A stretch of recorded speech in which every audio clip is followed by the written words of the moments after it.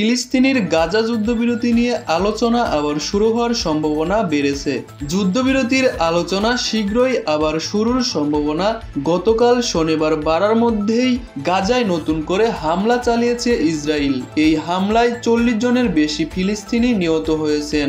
ফিলিস্তিনি চিকিৎসকরা এই তথ্য দিয়েছেন। বিষয়টি সম্পর্কে জানাশোনা আছে এমন এক কর্মকর্তা বলেছেন, আগামী সপ্তাহে আলোচনা আবার শুরু করার সিদ্ধান্ত হয়েছে।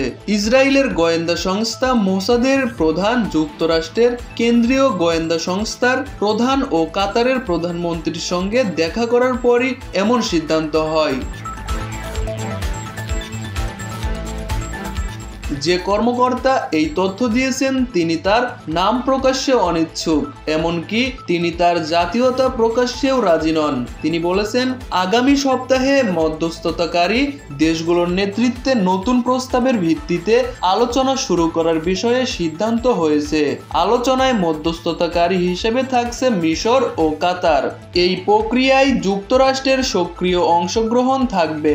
আগামী মঙ্গলবার মিশরের কায়রোতে আলোচনা আবার শুরু হবে বলে ইসরায়েলি গণমাধ্যমে খবর প্রকাশিত হয়েছে। তবে এ তথ্য অস্বীকার করেছেন গাজা ভিত্তিক ফিলিস্তিনি স্বাধীনতাকামী সশস্ত্র সংগঠন হামাসের একজন কর্মকর্তা। তিনি বার্তা সংস্থা রয়টার্সকে বলেছেন, কোনো তারিখ ঠিক হয়নি। গাজায় 7 মাসের বেশি সময় ধরে নির্বিচারে হামলা চালিয়ে যাচ্ছে ইসরায়েল।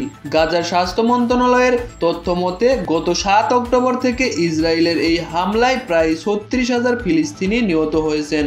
মধ্যস্থতাকারীরা গাজায় একটি যুদ্ধবিরতি নিশ্চিত করার লক্ষ্যে অনেক দিন ধরেই চেষ্টা করে আসছে।